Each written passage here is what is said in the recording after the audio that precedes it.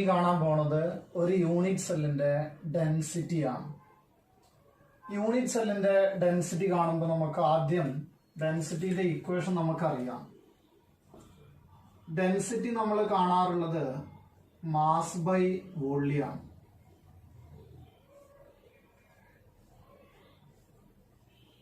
ഇവിടെ നമ്മൾ ഒരു യൂണിറ്റ് സെല്ലിന്റെ ഡെൻസിറ്റി കാണുമ്പോൾ mass of one unit cell divided by volume of one unit cell ഇതാണ് ചെയ്യേണ്ടി വരിക.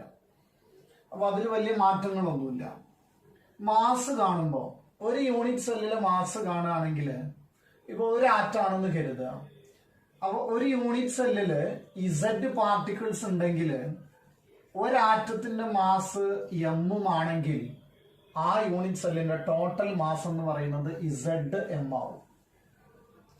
ഒരാറ്റത്തിൻ്റെത് എം ആണ്. അങ്ങനത്തെ ഇസഡ് ആറ്റംസ് ആ യൂണിറ്റ് സെല്ലിൽ ഉണ്ടെങ്കിൽ ഇസഡ് എം ആവുന്നത് ടോട്ടൽ മാസ് വരിക ഡിവൈഡഡ് ബൈ ടോട്ടൽ വോള്യം എന്ന് പറയുന്നത് എ ക്യൂബ് ആണ്.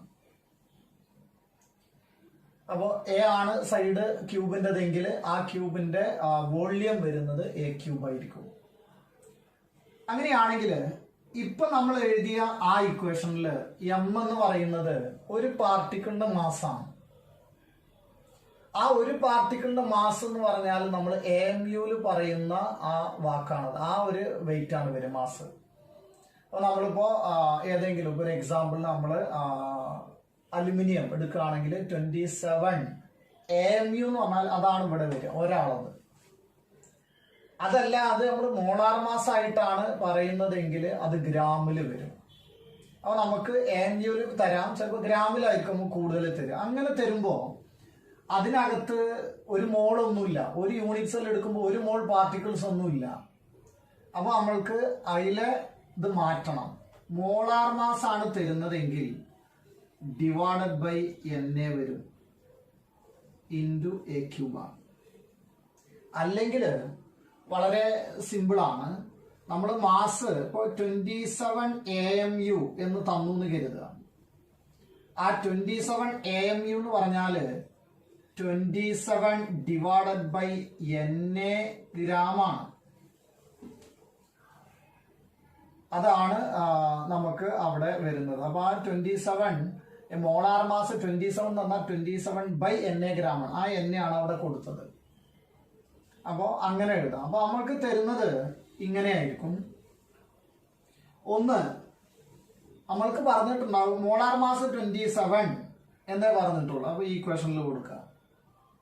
അതല്ല ഒരു യൂണിറ്റ് സെല്ലില് ഒരാളുടെ മാസ് 27 ഇൻറ്റു 1.6 ഇൻറ്റു 10⁻⁻27 കിലോഗ്രാം എന്ന് തന്നാൽ അപ്പോൾ അതവിടെ കൊടുക്കുക.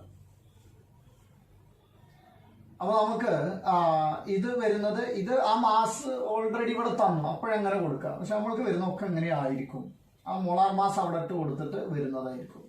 അപ്പൊ അല്ലാത്തത് വരുമ്പോൾ ശ്രദ്ധിച്ചാൽ മതി. അങ്ങനെയാണെങ്കിൽ ഇവിടെ നമ്മൾ പറയുന്നത് ആർക്കാണ്, ഒരു പാർട്ടിക്കിളിന്റെ മാസാണ് ഈ എടുത്തത് കേട്ടോ.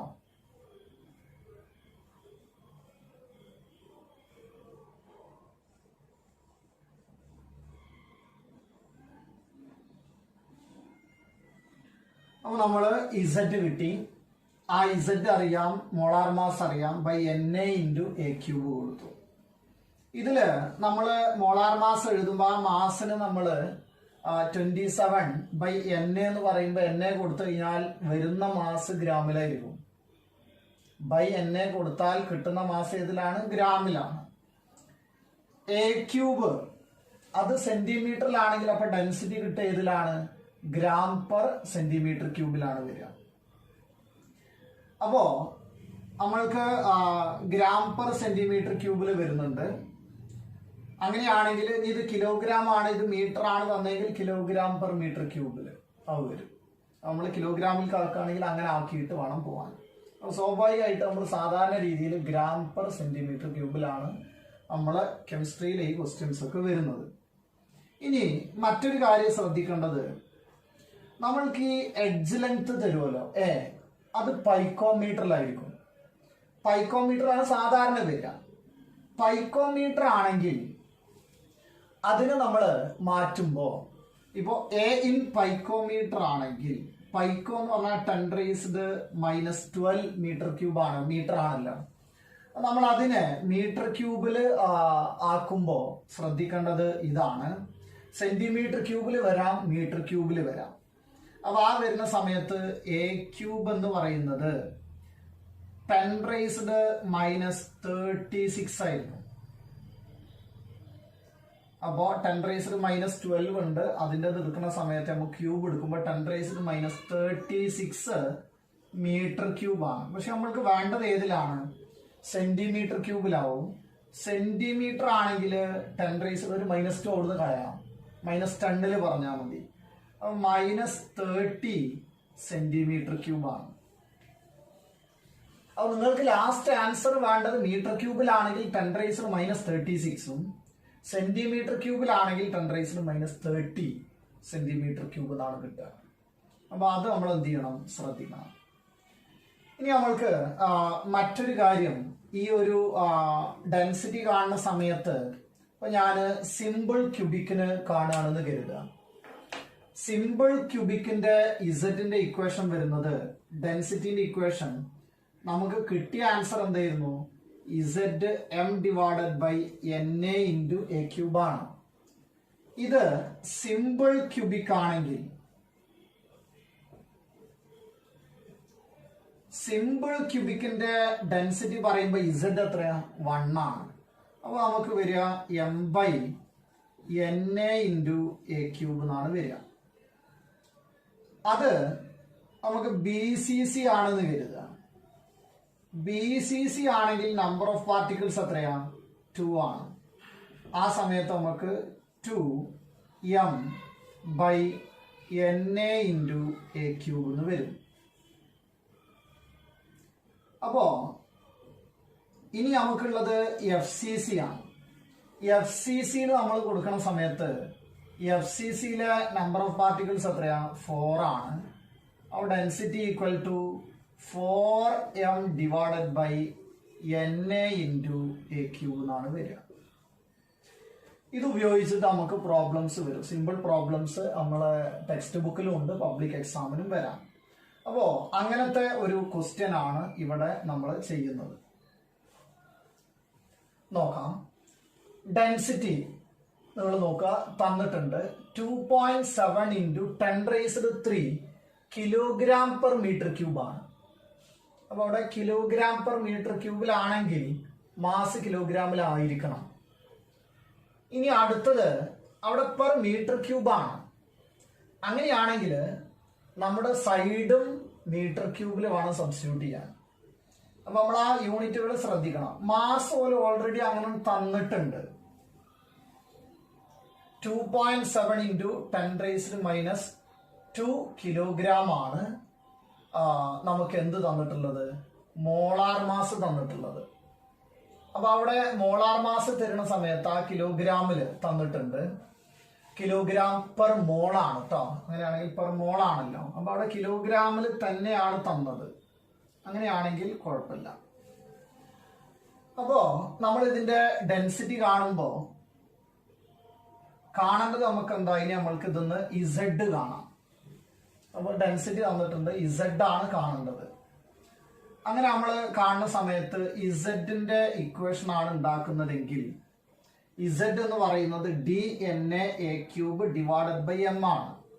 അപ്പോൾ d into density into na into a cube / ഏതുണ്ടാവും? മോളാർ മാസ് ഉണ്ടാവും. അങ്ങനെയാണെങ്കിൽ നമ്മൾ കാണുന്ന സമയത്ത് മോളാർ മാസ് ഉണ്ട്. ഇത് സബ്സ്റ്റിറ്റ്യൂട്ട് ചെയ്യുമ്പോൾ 2.7 into 10⁻³ kilogram per metre cube ആണ് ഇൻറ്റു na. na എന്ന് പറയുന്നത് 6.02 6 ഇൻറ്റു 10⁻23 എഴുതി. ഇനി എ ക്യൂബ് ഞാൻ കൊടുക്കുന്നത് മീറ്റർ ക്യൂബിലാണ്. കാരണം കിലോഗ്രാം പെർ മീറ്റർ ക്യൂബ് ഉണ്ട്. ആ മീറ്റർ ക്യൂബും കൂടെ കട്ട് ചെയ്ത് പോയിക്കോളും. അപ്പൊ അങ്ങനെയാണെങ്കിൽ ഇൻറ്റു അവിടെ എ ക്യൂബ്, എ എന്ന് പറഞ്ഞാൽ 400 പൈക്കോമീറ്റർ ആണ്. ഒന്ന് വരുന്നത് 4ന്റെ ക്യൂബാണ്. ഇൻറ്റു ഒരു 100ന്റെ ക്യൂബാണ് 10⁻²ന്റെ ക്യൂബ് വരിക 10⁻6 ആണ് ഇൻറ്റു പൈക്കോമീറ്ററിൽ നമ്മൾ മീറ്റർ ക്യൂബിലാക്കണം. അപ്പൊ 10⁻⁻36 ആണ് വരിക. അത്രയും മീറ്റർ ക്യൂബ്. അപ്പൊ ആ സബ്സ്റ്റിറ്റ്യൂട്ട് ചെയ്യുമ്പോൾ ശരിക്കും ശ്രദ്ധിക്കണം. ഹോൾ ഡിവൈഡഡ് ബൈ നമുക്ക് വരുന്നത് മാസാണ്. മാസ് നമുക്ക് തന്നിട്ടുണ്ട് 2.7 into 10⁻⁻2 kilogram per metre cube. ഇങ്ങനെയാണ് സബ്സ്റ്റിറ്റ്യൂട്ട് ചെയ്യുമ്പോൾ. ഇത് കാൽക്കുലേഷൻ ചെയ്യാനല്ല പ്രശ്നം, ഇതിന്റെ യൂണിറ്റുകൾ വളരെ കറക്റ്റ് ആയിട്ട് നമുക്ക് ക്വസ്റ്റ്യൻ അനുസരിച്ച് ഇട്ട് കൊടുക്കണം. അപ്പൊ നമ്മൾക്ക് കട്ട് ചെയ്യുമ്പോൾ 2.7 പോയി. ഇനി നമുക്ക് ഈ 6ഉം 36 പോയിട്ട് 30 ആവും. അടുത്തത് ഇവിടെ 23, 26, 26ഉം ഈ രണ്ടും കൂടെ വരുമ്പോൾ 28 ആവും. അപ്പൊ ഇവിടെ 28 ഉണ്ട്, അതേപോലെ തന്നെ ഇവിടെ 30 ഉണ്ട്. അപ്പൊ ഞാൻ ആ പവറുകൾ കട്ട് ചെയ്യുമ്പോൾ 10⁻23 പോയി, 10⁻3ഉം 10⁻²ഉം ഈ 30 കൂടെ കട്ട് ചെയ്യുമ്പോൾ 28 -30 ആണ്. അപ്പൊ അവിടെ എത്ര വരും? -2 എന്നാണ് പവർ വരിക. ഇനി നമ്മൾ കാൽക്കുലേഷൻ ചെയ്യുമ്പോൾ 6 ഉണ്ട്, 4 ക്യൂബ് 64 ആണ്. 64 ഇൻറ്റു 6 വരും. അപ്പൊ 6 6 36, 360, 4 6 24, 384 ആണ്. 384 into 10⁻², that is equal to 3.84 എന്നാണ് കിട്ടുക. അത് അപ്രോക്സിമേറ്റ്ലി ഈക്വൽ ടു എത്രയാ? 4 അല്ലേ? അപ്പൊ ഇസഡ് എത്രയാ? 4 ആണ്. ഇസഡ് 4 വരുന്നത് ഏതിനാ?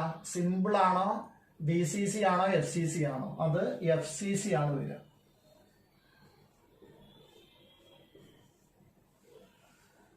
അപ്പൊ ഇങ്ങനെയാണ് നമ്മൾ ഇതിന്റെ കാൽക്കുലേഷൻസ് ചെയ്യുക. അപ്പൊ ആ പവറുകൾ എഴുതുന്നതും യൂണിറ്റുകൾ നോക്കി എഴുതുന്നതും ഇതൊക്കെയാണ് നമ്മൾ ഇതിൽ ശ്രദ്ധിക്കേണ്ടത്. അപ്പൊ നമുക്ക് അടുത്തത് നോക്കാം.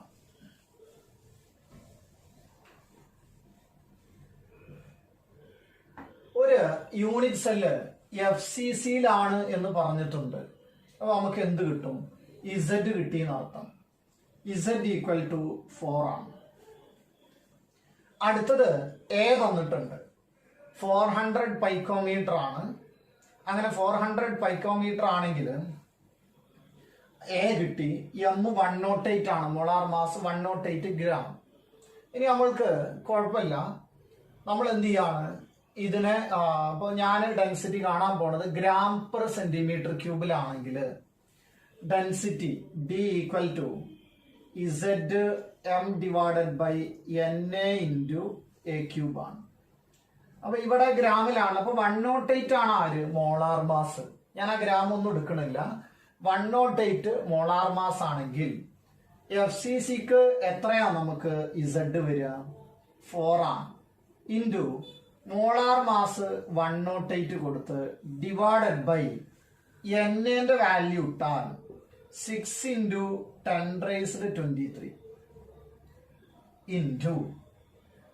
അപ്പൊ ഞാൻ ഈ 108 എഴുതി, അതിന് ഗ്രാം മാറ്റിയോ? അപ്പൊ നമ്മൾ molar mass divided by NA എന്ന് എഴുതിയാൽ അത് ഗ്രാമിലായിരിക്കും.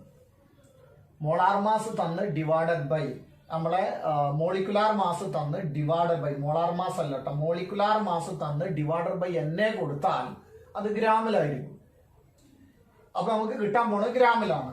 A ക്യൂബ് ഇതിന്റെ ക്യൂബാണ്. 400 പൈക്കോമീറ്ററിന്റെ ക്യൂബ് 4 ക്യൂബ് ഉണ്ട്. ഇൻറ്റു അടുത്ത വരുന്നത് ഏതാ? 100. 400ലെ 100ന്റെ ക്യൂബ് വരിക 10⁻6. ഇതിനെ ആ സെന്റിമീറ്റർ ക്യൂബിലാക്കിയാൽ 10⁻³ -30 സെന്റിമീറ്റർ ക്യൂബാ കിട്ടുക. അപ്പൊ ഇത് നമ്മൾ ചെയ്യുമ്പോൾ ഇവിടെ 23 ഉണ്ട്, 29 ഉണ്ട്. 29 -30 വരുമ്പോൾ -1 ആണ് വരിക. -1 വരുന്ന സമയത്ത് ഇവിടെ 4ഉം 4 ക്യൂബും പോയി കഴിഞ്ഞാൽ 4 സ്ക്വയർ ആവും. 16 ഇൻറ്റു 6 ആണ് വരിക. 108 ഡിവൈഡഡ് ബൈ നമുക്ക് 6 ഇൻറ്റു 6 ഇൻറ്റു 4 സ്ക്വയർ ഉണ്ടാവും. സ്ക്വയർ കട്ട് ചെയ്ത് പോയല്ലോ, ക്യൂബ്. 16 ഉണ്ട്. താഴ്ഭാഗത്ത് ഇവിടെ എത്രയാ വന്നത് പവറുകൾ? 29 -30 വന്ന -1 മുകളിൽ വരുമ്പോ ഒരു 10 മുകളിൽ വരും. അപ്പൊ ഒരു 1080 ഡിവൈഡഡ് ബൈ 6 ഇൻറ്റു 16 ആണ് വരിക. അപ്പൊ നമുക്ക് 6 16 60 66 96 വരും. 96 അതേപോലെ തന്നെ 1080 അല്ലെ. അപ്പൊ നമുക്ക് 1080 ഡിവൈഡഡ് ബൈ 96 ആണ് വരിക. അത് something 1000 divided by 1000 divided by 100 ആയിരുന്നെങ്കിൽ നമുക്ക് ആൻസർ വരിക 10 ആണല്ലോ. അപ്പൊ അത് അതിനേക്കാൾ കൂടും. അപ്പൊ ഒരു approximate 11 gram per centimeter Cuba വരിക. അപ്പോ 11 gram per. ബോർഡ് എക്സാമിന് വളരെ ഇമ്പോർട്ടന്റ് ആയിട്ട് പല തവണ ചോദിച്ചിട്ടുള്ള ഒരു ഭാഗമാണ് ഇംപെർഫെക്ഷൻസ് ഇൻ സോളിഡ്സ് എന്ന് പറയുന്നത്. ഡിഫക്റ്റുകളെ കുറിച്ചിട്ടാണ് നമ്മൾ പറയാൻ പോകുന്നത്. വളരെ അടുക്കും ചിട്ടയോടെ നമ്മളിങ്ങനെ ക്രിസ്റ്റലുകൾ രൂപപ്പെടുത്തി വരുമ്പോൾ ഈ അടുക്കും ചിട്ടയിൽ ഉണ്ടാവുന്ന മാറ്റങ്ങളെയാണ് നമ്മൾ ഇംപെർഫെക്ഷൻസ് അല്ലെങ്കിൽ ഡിഫക്റ്റ് കൊണ്ട് ഉദ്ദേശിക്കുന്നത്. നമുക്ക് ആദ്യം ക്രിസ്റ്റൽ ഡിഫക്റ്റ്. എന്താണ് ക്രിസ്റ്റൽ ഡിഫക്റ്റ് കൊണ്ട് ഉദ്ദേശിക്കുന്നതെന്ന് ചോദിച്ചാൽ, deviation from the ordered arrangement of the crystal. ഇതിനെയാണ് നമ്മൾ ക്രിസ്റ്റൽ ഡിഫക്റ്റ് എന്ന് പറയുന്നത്. അപ്പോൾ deviation from the ordered arrangement of the crystal. Crystal ഡിഫക്റ്റിനെ നമുക്ക് ഓരോ ടൈപ്പുകളാക്കി മാറ്റാൻ പറ്റും. ഒന്നാമത്തതാണ് പോയിന്റ് ഡിഫക്റ്റ്, രണ്ടാമത്തത് ലൈൻ ഡിഫക്റ്റ്, അടുത്തത് പ്ലെയിൻ ഡിഫക്റ്റ്. ക്രിസ്റ്റൽ ഡിഫക്റ്റ് എന്ന് തുടങ്ങി നമ്മൾ 3ആയിട്ട് തരംതിരിക്കുകയാണ്: point defect, line defect, plane defect.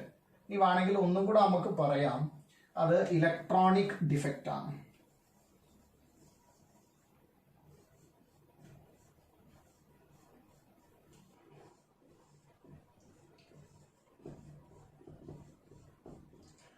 അപ്പൊ നമുക്ക് ക്രിസ്റ്റൽ ഡിഫക്റ്റുകളെ 4ആയിട്ട് തരംതിരിക്കാം. ഒന്ന് പോയിന്റ് ഡിഫക്റ്റ് ആണ്, മറ്റൊന്ന് ലൈൻ ഡിഫക്റ്റ്, അടുത്തത് പ്ലെയിൻ ഡിഫക്റ്റ്, അടുത്തത് ഇലക്ട്രോണിക് ഡിഫക്റ്റ് ആണ്. അപ്പൊ നമുക്ക് ഓരോന്നും എന്താണെന്ന് നോക്കാം. അപ്പൊ പോയിന്റ് ഡിഫക്റ്റ് എന്ന് പറഞ്ഞാൽ നമ്മൾ ഒരു സൈറ്റ് എടുക്കുക, ലാറ്റിസ് സൈറ്റ് അല്ലെങ്കിൽ ഒരു പോയിന്റ് അല്ലെങ്കിൽ ഒരു ആറ്റം. ഈ ആറ്റത്തിന് ചുറ്റിപ്പറ്റിയിട്ടുള്ള ഡീവിയേഷൻ ആണ് ഒരു പോയിന്റിന് ചുറ്റിപ്പറ്റിയിട്ടുള്ളത്. അപ്പോ ഡീവിയേഷൻ observed അല്ലെങ്കിൽ irregularities observed from the ideal arrangement. സാധാരണ ഇതിന് വരാവുന്ന അറേഞ്ച്മെന്റ് എന്താണോ അതിന് ഇറഗുലാരിറ്റീസ് കാണുക അറൌണ്ട് എ പോയിന്റ്. ഒരു പോയിന്റിന് ചുറ്റുമാണ് നമുക്ക് ഇറഗുലാരിറ്റീസ് കാണുന്നതെങ്കിൽ അതിനെയാണ് നമ്മൾ പോയിന്റ് ഡിഫക്റ്റ് എന്ന് വിളിക്കുന്നത്. ഈ ഇറഗുലാരിറ്റീസ് ഒരു എൻറ്റയർ റോൾ ഉണ്ട് എന്ന് കരുതുക, അതിനെ നമ്മൾ എന്ത് വിളിക്കും? ലൈൻ ഡിഫക്റ്റ് എന്ന് വിളിക്കും. ഒരു പ്ലെയിന് മൊത്തത്തില് ഒരു ലെയർ ടോട്ടലായിട്ട് ഇറഗുലാരിറ്റീസ് കാണിച്ചു കഴിഞ്ഞാൽ അതിന് നമ്മൾ പ്ലെയിൻ ഡിഫക്റ്റ് എന്ന് വിളിക്കും. അപ്പൊ നമുക്ക് വളരെ സിമ്പിൾ ആണ്. ഇറഗുലാരിറ്റീസ് ആണ് വരുന്നത്, അതൊരു പോയിന്റിന് ചുറ്റുമാണെങ്കിൽ പോയിന്റ് ഡിഫക്റ്റും, ഒരു ലൈനിൽ ടോട്ടലായിട്ട് വരുന്നുവെങ്കിൽ ലൈൻ ഡിഫക്റ്റും, ഒരു ലെയറിൽ ടോട്ടലായിട്ട് വരുന്നതെങ്കിൽ പ്ലെയിൻ ഡിഫക്റ്റും. അതേപോലെ തന്നെ ഇലക്ട്രോണിക് ഡിഫക്റ്റ് എന്ന് പറഞ്ഞാൽ ഇലക്ട്രോണിന്റെ അറേഞ്ച്മെന്റിൽ ഇറഗുലാരിറ്റീസ് കാണുകയാണെങ്കിൽ അതിനെയാണ് നമ്മൾ ഇലക്ട്രോണിക് ഡിഫക്റ്റ് എന്ന് വിളിക്കുന്നത്. ഇനി നമുക്ക് ഇതിൽ ഒന്നാണ് നമ്മൾ പഠിക്കുന്നത്, പോയിന്റ് ഡിഫക്റ്റ് ആണ് നമ്മൾ പഠിക്കാൻ പോകുന്നത്. അപ്പോൾ ക്രിസ്റ്റൽ ഡിഫക്റ്റ് 4ആക്കി, അതിലൊന്ന് പോയിന്റ് ഡിഫക്റ്റ് ആണ്. ആ പോയിന്റ് ഡിഫക്റ്റ് 3 ടൈപ്പാണ്. ഒന്ന് സ്റ്റോയിഷ്യോമെട്രിക് ഡിഫക്റ്റ്, അടുത്തത് നോൺ സ്റ്റോയിഷ്യോമെട്രിക് ഡിഫക്റ്റ്, അടുത്തത് ഇംപ്യൂരിറ്റി ഡിഫക്റ്റ്. ഇത് ഓരോന്നും നമ്മൾ ഓരോന്നായിട്ട് പറയും. നമ്മൾ ആദ്യം ഇപ്പൊ നമ്മൾ തരംതിരിച്ചത് പോയിന്റ് ഡിഫക്റ്റിനെയാണ്. പോയിന്റ് ഡിഫക്റ്റ് ഒന്ന് ഏതാണ്? സ്റ്റോയിഷ്യോമെട്രിക് ഡിഫക്റ്റ് ആണ്. അടുത്തത് നോൺ സ്റ്റോയിഷ്യോമെട്രിക് ഡിഫക്റ്റ് ആണ്. അടുത്തത് ഇംപ്യൂരിറ്റി ഡിഫക്റ്റ് ആണ് വരുന്നത്. ഇനി നമുക്ക് ഇതിൽ ഓരോന്നും പഠിക്കാൻ പോകും. നമ്മൾ പോയിന്റ് ഡിഫക്റ്റുകളാണ് പറയാൻ പോകുന്നത്.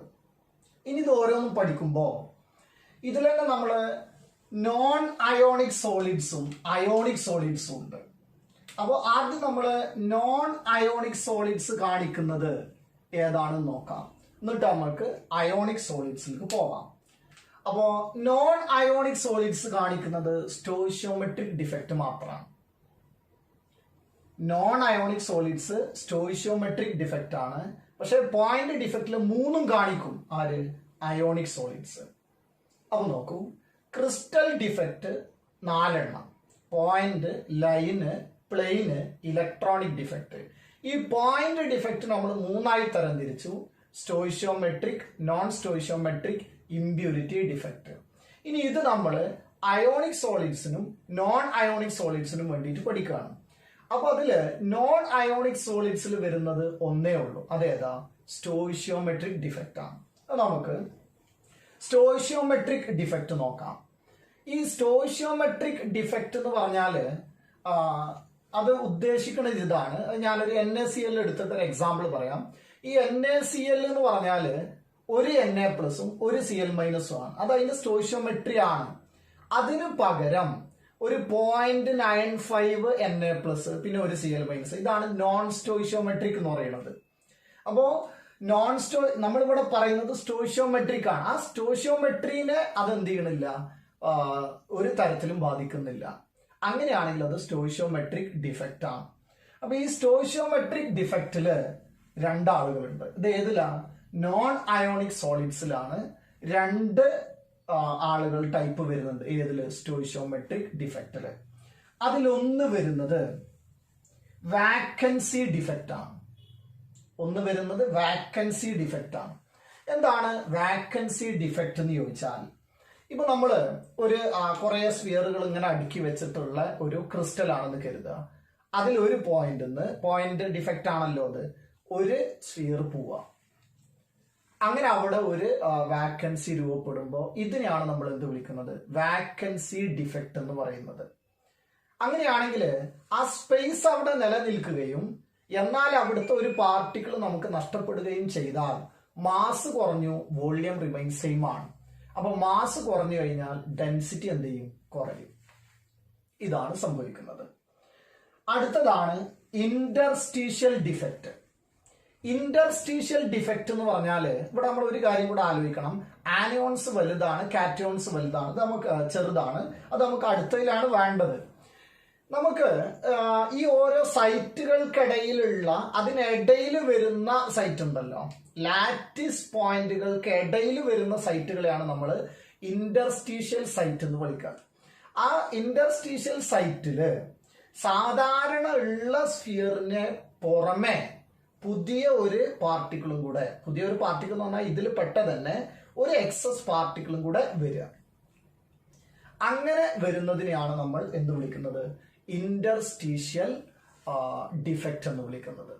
അപ്പോൾ ഇന്റർസ്റ്റീഷ്യൽ ഡിഫക്റ്റും വാക്കൻസി ഡിഫക്റ്റും ആണ് വന്നത്. ഇതില് പുതിയ ഒരാൾ വരുമ്പോൾ അവിടെ നമ്മൾ ശ്രദ്ധിക്കണം, ഉള്ള ഒരു പോയിന്റിലെ ആള് ഇന്റർസ്റ്റീഷ്യൽ സൈറ്റിൽ കറങ്ങല്ല ചെയ്യുന്നത്, അത് അവിടെ തന്നെ ഉണ്ട്. വേറെ ഒരാള് പുതുതായിട്ട് ഇന്റർസ്റ്റീഷ്യൽ സൈറ്റിലേക്ക് വരികയാണ് ചെയ്യുന്നത്. പക്ഷെ ആ ഉള്ള സൈറ്റിൽ നിന്ന് ഇന്റർസ്റ്റീഷ്യൽ സൈറ്റിലേക്ക് വരുന്ന വേറെ ഡിഫക്റ്റ് നമ്മൾ പഠിക്കുന്നുണ്ട്. അപ്പൊ ഇത് നമ്മൾ പുറത്തുനിന്ന് എക്സ്ട്രാ വരുന്നതാണ്. അങ്ങനെയാണെങ്കിൽ ഇതാണ് നോൺ അയോണിക് സോളിഡ്സിൽ നമുക്ക് പഠിക്കാനുള്ളത്. നമുക്ക് ആദ്യം മുതൽ പറഞ്ഞാല് ക്രിസ്റ്റൽ ഡിഫക്റ്റ് 4 പറയാം: പോയിന്റ്, ലൈന്, പ്ലെയിന്, ഇലക്ട്രോണിക്. ഇനി പോയിന്റ് ഡിഫക്റ്റിനെ 3 തിരിക്കാം: സ്റ്റോയിഷ്യോമെട്രിക്, നോൺ സ്റ്റോയിഷ്യോമെട്രിക്, അതേപോലെ ഇംപ്യൂരിറ്റി ഡിഫക്റ്റ്. ഇനി ഇതിനെ നമ്മള് നോൺ അയോണിക് സോളിഡ്സിൽ പറയുമ്പോൾ ഈ നോൺ അയോണിക് സോളിഡ്സ് കാണിക്കുന്നത് ഏതാണ്? സ്റ്റോയിഷ്യോമെട്രിക് ഡിഫക്റ്റ് ആണ്. സ്റ്റോയിഷ്യോമെട്രിക് ഡിഫക്റ്റിൽ 2 ടൈപ്പ് ഉണ്ട്. ഒന്ന് വാക്കൻസി ഡിഫക്റ്റും മറ്റൊന്ന് ഇന്റർസ്റ്റീഷ്യൽ ഡിഫക്റ്റും. വാക്കൻസി ഡിഫക്റ്റ് എന്ന് പറഞ്ഞാൽ നമ്മളെ ലാറ്റിസ് സൈറ്റിലെ ഒരു സ്ഫിയർ അല്ലെങ്കിൽ പാർട്ടിക്കിൾ അവിടുന്ന് നഷ്ടപ്പെട്ടു പോകുന്നു. അതിനെയാണ് നമ്മൾ എന്ത് വിളിക്കുന്നത്? വാക്കൻസി ഡിഫക്റ്റ് എന്ന് പറയുന്നത്. അപ്പൊ മാസ് പോയി, അപ്പൊ ഡെൻസിറ്റി എന്ത് ചെയ്യും? കുറയും. ഇന്റർസ്റ്റീഷ്യൽ സൈറ്റ് എന്ന് പറഞ്ഞാൽ എല്ലാവരും ഉള്ളത് അവിടെ തന്നെ ഉണ്ട്, അതിന് പുറമെ ആ ഇന്റർസ്റ്റീഷ്യൽ സൈറ്റിലേക്ക് പുതുതായിട്ട് ഇതേപോലത്തെ ഒരാൾ കൂടെ കടന്നു വരുമ്പോൾ അതിനെയാണ് നമ്മൾ ഇന്റർസ്റ്റീഷ്യൽ ഡിഫക്റ്റ് എന്ന് വിളിക്കുന്നത്. അങ്ങനെയാണെങ്കിൽ മാസ് കൂടും, ഡെൻസിറ്റി കൂടും. അപ്പൊ ഇതില് ഡെൻസിറ്റിയുടെ വ്യത്യാസം എങ്ങനെയാണ് വരുന്നത് നോക്കണം. ഇതൊക്കെ ചിലപ്പോൾ എന്ത് ചെയ്യും എന്നറിയോ, നമുക്ക് ഇങ്ങനെ ചോദിക്കും. ഇപ്പൊ ഇങ്ങനെ പിക്ചർ തന്നിട്ട് ഇവിടെ ഒരാളുണ്ട്, ഇത് ഒരു ആറ്റാണ്, ഇത് മറ്റൊരാറ്റാണ്. ഇതിങ്ങനെ കാണിച്ചിട്ടുള്ളൂ, പ്ലസും മൈനസും കാര്യങ്ങളൊന്നുമില്ല. ഇങ്ങനെ ഒരു ക്രിസ്റ്റല് കാണിച്ചിട്ട് നമ്മളോട് ചോദിക്കുകയാണ് ഇത് ഏത് ഡിഫക്റ്റ് ആണെന്ന് ചോദിച്ചാൽ ഇവിടുന്ന് ഒരാൾ പോയിട്ടുണ്ട്. അപ്പൊ നമുക്ക് പറയാം അത് വാക്കൻസി ഡിഫക്റ്റ് ആണെന്ന്. ഇതിവിടെ ഉണ്ട്. അതിന് പുറമെ ഇതിനിടയിൽ ഇതാ ഒരാള് പുതുതായിട്ട് വന്നിട്ടുണ്ടെങ്കിൽ ഇത് ഏത് ഡിഫക്റ്റ് ആണെന്ന് ചോദിച്ചാൽ നമുക്ക് പറയാം ഇന്റർസ്റ്റീഷ്യൽ ഡിഫക്റ്റ് ആണെന്ന്. അപ്പൊ നമ്മൾ പറഞ്ഞത് ഇപ്പൊ നോൺ അയോണിക് സോളിഡ്സിനാണ്. ഇനി നമുക്ക് അറിയേണ്ടത് അയോണിക് സോളിഡ്സിന്. നമുക്ക് ഓർമ്മ ഉണ്ടല്ലോ, പോയിന്റ് ഡിഫക്റ്റ് നമ്മൾ മൂന്നായി തരംതിരിച്ചു: സ്റ്റോയിഷ്യോമെട്രിക്, നോൺ സ്റ്റോയിഷ്യോമെട്രിക്കും ഇംപ്യൂരിറ്റി ഡിഫക്റ്റും. അപ്പോ അത് മൂന്നും ഇത് കാണിക്കുന്നുണ്ട്. അയോണിക് സോളിഡ്സ് കാണിക്കുന്നത് സ്റ്റോയിഷ്യോമെട്രിക് ഡിഫക്റ്റ് ഉണ്ട്, ഇംപ്യൂരിറ്റി ഡിഫക്റ്റ് ഉണ്ട്, നോൺ സ്റ്റോയിഷ്യോമെട്രിക് ഡിഫക്റ്റും കാണിക്കുന്നുണ്ട്. അപ്പൊ നമുക്ക് നോൺ സ്റ്റോയിഷ്യോമെട്രിക് മൂന്നും കാണിക്കുന്നതാണ് അയോണിക് സോളിഡ്സ്. അപ്പൊ നമുക്ക് സ്റ്റോയിഷ്യോമെട്രിക് ഡിഫക്റ്റ് എന്ന് തുടങ്ങാം. സ്റ്റോയിഷ്യോമെട്രിക് ഡിഫക്റ്റ് രണ്ട് തരമുണ്ട്. അയോണിക് സോളിഡ്സിൽ സ്റ്റോയിഷ്യോമെട്രിക് ഡിഫക്റ്റ് രണ്ട് തരമുണ്ട്. ഒന്നേതാ ഷോർട്ട്കി ഡിഫക്റ്റും മറ്റൊന്ന് ഫ്രെങ്കൽ ഡിഫക്റ്റും. വളരെ ഇമ്പോർട്ടന്റ് ആണ്, ഇത് ഒരുപാട് തവണ ചോദിച്ചിട്ടുള്ളതാണ്. ഷോർട്ട്കി ഡിഫക്റ്റ് എന്ന് പറഞ്ഞാൽ നമ്മുടെ വാക്കൻസി ഡിഫക്റ്റ് പോലെ തന്നെയാണ് ഷോർട്ട്കി ഡിഫക്റ്റ്. പക്ഷെ അവിടെ ശ്രദ്ധിക്കേണ്ട കാര്യം ഇത് അയോണിക് സോളിഡ്സ് ആണ്. അപ്പൊ വാക്കൻസി ഡിഫക്റ്റ് എന്ന് പറഞ്ഞാൽ അവിടുന്ന് ആളുകൾ പോവണം. പോവുക എന്ന് പറയുമ്പോ ഇത് സ്റ്റോയിഷ്യോമെട്രിക് ആണ്. സ്റ്റോയിഷ്യോമെട്രി ഇംബാലൻസ്ഡ് ആവാൻ പാടില്ല. അതുകൊണ്ട് നമ്മുടെ സൈറ്റുകളിൽ നിന്ന് നഷ്ടപ്പെടുന്ന കാറ്റയോൺസിന് അത്ര തന്നെ ആനിയോൺസും പോകും. അതാണ് അവിടുത്തെ പ്രത്യേകത. അതുകൊണ്ടാണ് അതിനെ ഷോർട്ട്കി ഡിഫക്റ്റ് എന്ന് വിളിക്കുന്നത്. ഇതിൽ നിന്ന് വ്യത്യസ്തമായിട്ട് ഇവിടെ അങ്ങനത്തെ പ്രശ്നമില്ല. ഇത് നോൺ അയോണിക് ആണ്. അയോണിക് സോളിഡ്സിൽ ഷോർട്ട്കി ഡിഫക്റ്റ് എന്ന് പറഞ്ഞാൽ വാക്കൻസി ഡിഫക്റ്റ് തന്നെയാണ്. Missing of equal number of positive and negative ions ആണ്. ഈക്വൽ നമ്പർ ഓഫ് കാറ്റയോൺസും ആനിയോൺസും നഷ്ടപ്പെട്ടു പോയാൽ അതിനെയാണ് നമ്മൾ എന്ത് വിളിക്കുക, ഷോർട്ട്കി ഡിഫക്റ്റ്. അപ്പൊ നമ്മൾ പിക്ചറിൽ ചിലപ്പോൾ ഇങ്ങനെയൊക്കെ തരും, പോസിറ്റീവ് ഉണ്ട്, നെഗറ്റീവ്, പോസിറ്റീവ്. അതേപോലെ ഇവിടെ ഇല്ല, അപ്പോൾ ഇത് പോസിറ്റീവ് ആണെന്ന് കരുതുക. ഇവിടെ ഇല്ല, ഇത് അടുത്തൊരു പോസിറ്റീവ് ആണ്. അപ്പൊ ഇവിടെ ആര് പോയി, നെഗറ്റീവ് പോയിട്ടുണ്ട്. അങ്ങനെയാണെങ്കിൽ അടുത്തത് ഞാൻ ഒരു പിക്ചർ വരക്കുമ്പോൾ കേട്ടോ ഓരോന്ന് നോക്കാം. നമ്മൾ ഇതിൻ്റെ ഒരു പാറ്റേൺ നോക്കിയിട്ട് വേണം മനസ്സിലാക്കാൻ. അടുത്തത് ഞാൻ ഇവിടെ ഒരു പോസിറ്റീവ് ഉണ്ട്, ഇവിടെ നെഗറ്റീവ് ഉണ്ട്, ഇവിടെ പോസിറ്റീവ്, ഇവിടെ ഒന്നും കാണാനില്ല, വാക്കന്റ് ആണ്. ഇവിടെ നെഗറ്റീവ് പോയി, ഇവിടെ പോസിറ്റീവും പോയി. Equal number of positive and negative അതിൽ നിന്ന് മിസ്സിംഗ് ആണെങ്കിൽ അതിനെയാണ് നമ്മൾ ഷോർട്ട്കി ഡിഫക്റ്റ് എന്ന് വിളിക്കുന്നത്. അപ്പോ നമ്മൾ പറയുന്നത് അയോണിക് സോളിഡ്സിന്റെ സ്റ്റോയിഷ്യോമെട്രിക് ഡിഫക്റ്റ് ആണ്. അതിലൊന്നാരാ, ഷോർട്ട്കി ഡിഫക്റ്റ് ആണ്. അടുത്തതാണ് ഫ്രെങ്കൽ ഡിഫക്റ്റ് എന്ന് പറയുന്നത്. ഫ്രെങ്കൽ ഡിഫക്റ്റ് എന്ന് പറഞ്ഞാൽ ആര് തന്നെയാണ്, ഇന്റർസ്റ്റീഷ്യൽ ഡിഫക്റ്റ് പോലെ തന്നെയാണ്. പക്ഷേ അവിടുത്തെ വ്യത്യാസം അപ്പൊ നോക്കി, ഈ ഷോർട്ട്കി ഡിഫക്റ്റില് കുറച്ച് കാറ്റയോൺസ് ആനയോൺസും പോയല്ലോ, അപ്പൊ മാസ് അവിടെ കുറഞ്ഞു എന്ന് പറഞ്ഞാൽ ഡെൻസിറ്റി എന്ത് ചെയ്യും, കുറയും. ഫ്രെങ്കൽ ഡിഫക്റ്റില് ഈ ഫ്രെങ്കൽ ഡിഫക്റ്റ് എന്ന് പറഞ്ഞാൽ ഇന്റർസ്റ്റീഷ്യൽ ആണ്. പക്ഷെ പ്രശ്നം ഇവിടെ ഒരു പോസിറ്റീവ് ഉണ്ട്, നെഗറ്റീവ് ഉണ്ട്, പോസിറ്റീവ്, ഇവിടെ നെഗറ്റീവ്, പോസിറ്റീവ്, നെഗറ്റീവ്, ഇങ്ങനെയാണെന്ന് കരുതുക. ഇതില് ഈ സൈറ്റിൽ നിന്ന് ഇയാള് പോയിട്ട് ഈ പോസിറ്റീവ് ഇവിടെ വന്ന് നിൽക്കും. നേരത്തെ ഇന്റർസ്റ്റീഷ്യൽ ഡിഫക്റ്റിൽ അങ്ങനെ ആയിരുന്നില്ല, പുറത്തുനിന്ന് വേറെ അതേപോലത്തെ ആള് വന്നിട്ട് നിൽക്കായിരുന്നു ചെയ്തത്. ഇവിടെ നമ്പർ ഓഫ് പാർട്ടിക്കിൾസ് മാറ്റമൊന്നും സംഭവിച്ചിട്ടില്ല. അപ്പോ ഒരു പോസിറ്റീവ് ചാർജ് ഈ അതിന്റെ ഒറിജിനൽ സൈറ്റിൽ നിന്ന് ഇന്റർസ്റ്റീഷ്യൽ സൈറ്റിലേക്ക് വന്ന് നിൽക്കുകയാണെങ്കിൽ അതിനെയാണ് നമ്മൾ എന്ത് വിളിക്കുക, ഫ്രെങ്കൽ ഡിഫക്റ്റ് എന്ന് വിളിക്കുക. അങ്ങനെയാണെങ്കിൽ ഇവിടെ മാസിൽ വല്ല മാറ്റം വന്നോ, ഇല്ല. മാസിൽ മാറ്റം വന്നിട്ടില്ലെങ്കിൽ ഡെൻസിറ്റി മാറ്റം വരുമോ, ഇല്ല. അപ്പൊ നോക്കൂ, ഈ വാക്കൻസി ഡിഫക്റ്റില് ഡെൻസിറ്റി എന്ത് ചെയ്യും? കുറയും. ഇന്റർസ്റ്റീഷ്യൽ ഡിഫക്റ്റില് ഡെൻസിറ്റി എന്ത് ചെയ്യും? കൂടും. ഷോർട്ട് കീ ഡിഫക്റ്റില് ഡെൻസിറ്റി എന്ത് ചെയ്യും? കുറയും. ഫ്രങ്കൽ ഡിഫക്റ്റില് ഡെൻസിറ്റി എന്ത് ചെയ്യും? Remains same. ഇതാണ് നമ്മൾ സ്റ്റോയിഷ്യോമെട്രിക് ഡിഫക്റ്റിനെ രണ്ടാക്കി തരംതിരിച്ചത്. ഇതിലെ പ്രത്യേകത, ആദ്യത്തെ ഷോർട്ട് കീ ഡിഫക്റ്റിൽ നിന്നും equal number of positive and negative ആളുകളാണ് പോയത്, അപ്പോൾ സ്റ്റോയിഷ്യോമെട്രിനെ ബാധിക്കുന്നില്ല. അടുത്തത് ഫ്രങ്കൽ ഡിഫക്റ്റിൽ ആരും പോകുന്നില്ല, അതുകൊണ്ടും സ്റ്റോയിഷ്യോമെട്രിനെ ബാധിക്കുന്നില്ല. ഇതാണ് സ്റ്റോയിഷ്യോമെട്രിക് ഡിഫക്റ്റ്. അടുത്തത് വരുന്നത് ഇംപ്യൂരിറ്റി ഡിഫക്റ്റ് ആണ്. അയോണിക് സോളിഡ്സില് അടുത്ത് വരുന്നത് ഇംപ്യൂരിറ്റി ഡിഫക്റ്റ്. ഈ ഇംപ്യൂരിറ്റി ഡിഫക്റ്റ് എന്ന് പറഞ്ഞാൽ നമ്മൾ പോയിന്റ് ഡിഫക്റ്റിന്റെ 3-1 3 ക്ലാസിഫൈ ചെയ്തു. നമ്മൾ അതിൽ ഒരാളാണ് ആര്? Impurity defect. ഈ ഇംപ്യൂരിറ്റി ഡിഫക്റ്റ് എന്ന് പറഞ്ഞാൽ ഇപ്പൊ നമ്മൾ ഒരു NaCl ക്രിസ്റ്റൽ ആണെന്ന് കരുതുക. ഈ NaCl ക്രിസ്റ്റലില് നമ്മൾ ശ്രദ്ധിക്കേണ്ട കാര്യം ഇതാണ്. NaCl ക്രിസ്റ്റലില് അത് ക്രിസ്റ്റലൈസേഷൻ സംഭവിക്കുന്ന നേരത്ത് അവിടെ ഒരു സ്ട്രോൺഷ്യം ക്ലോറൈഡ് ഉണ്ട് എന്ന് കരുതുക. അപ്പൊ നമ്മൾ NaCl ആരും കൂടെ ഉണ്ടായിരുന്നു? കുറച്ച് സ്ട്രോൺഷ്യം ക്ലോറൈഡും കൂടെ ഉണ്ടായിരുന്നെങ്കിൽ SrCl2 ഉണ്ട് എന്ന് കരുതുക. അപ്പൊ അവിടെ സംഭവിക്കുക, ഈ Na+ഉം Cl- ഇങ്ങനെ രൂപപ്പെടുമല്ലോ. ഇത് Na+ ആണ്, പിന്നെ Cl- ഉണ്ട്. ഇങ്ങനെ ക്രിസ്റ്റലൈസ്ഡ് ആവണ നേരത്ത് ഇവിടെ വീണ്ടും Na+ ഉണ്ട്. ഇതിലെ ഒരു Na+നെ ഡിസ്പ്ലേസ് ചെയ്തിട്ട് Sr2+ കയറി വരും. ഇതിനെയാണ് നമ്മൾ ഇംപ്യൂരിറ്റി ഡിഫക്റ്റ് എന്ന് വിളിക്കുന്നത്. അപ്പൊ ഇവിടുത്തെ Na+ പോയിട്ട് Sr2+ വന്നു എന്ന് കരുതുക. ഇങ്ങനെ Sr2+ വന്നാൽ അവിടുത്തെ ചാർജ് നോക്കുങ്ങള്, അത് 2+ ആണ്. അപ്പൊ ഇവിടെ വാക്കന്റ് ആയിട്ട് കിടക്കണം. ഒരു Na+ വാക്കന്റ് ആയിരിക്കും. അപ്പൊ എത്ര വാക്കന്റ് വരും അവിടെ? എത്ര Sr2+ ഉണ്ടോ? കാരണം ചാർജ് നോക്കിയാൽ മതി. ആ ചാർജ് നോക്കുമ്പോൾ ഇവിടുത്തെ ചാർജിനെയും ബാലൻസ് ചെയ്യാൻ Sr2+ ഒരാൾ മതി. അപ്പോ എത്ര? ഒരു പ്ലസ് ഇവിടെ വന്നു, ഇനി ഒരു പ്ലസ് വരണം, അപ്പൊ Na+ അവിടുന്ന് മാറും. ഇതിനെയാണ് നമ്മൾ ഇംപ്യൂരിറ്റി ഡിഫക്റ്റ് എന്ന് വിളിക്കുന്നത്. അപ്പോൾ നമ്മൾ 2 ഡിഫക്റ്റുകൾ ഇപ്പൊ കഴിഞ്ഞു.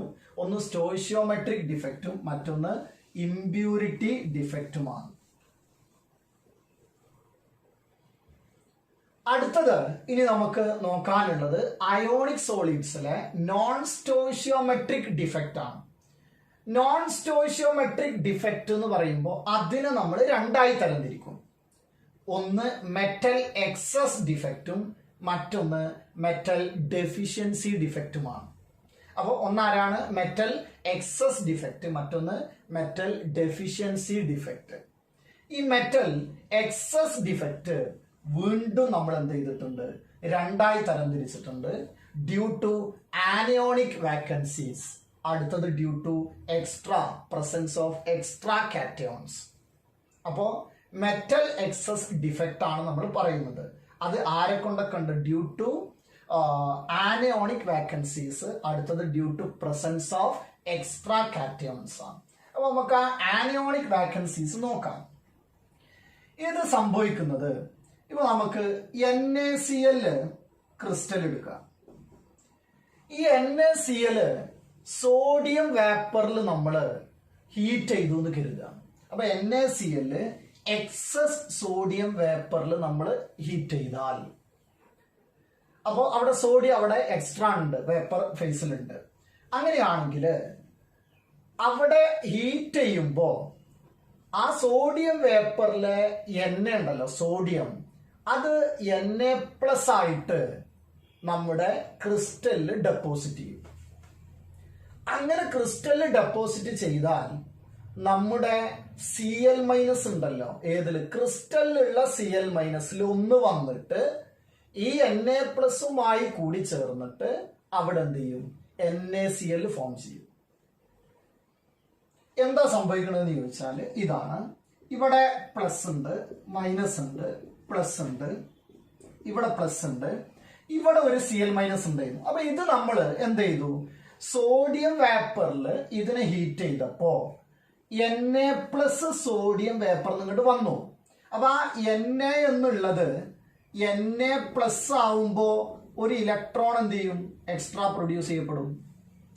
ഇലക്ട്രോൺ എക്സ്ട്രാ പ്രൊഡ്യൂസ് ചെയ്യപ്പെട്ടിട്ടുണ്ട്. ആ Na+ഉം പിന്നെ ഇവിടെയുള്ള Cl- കൂടെ കൂടിയിട്ട് അത് NaCl ആയിട്ട് ക്രിസ്റ്റലിൽ ഡെപ്പോസിറ്റ് ചെയ്യും.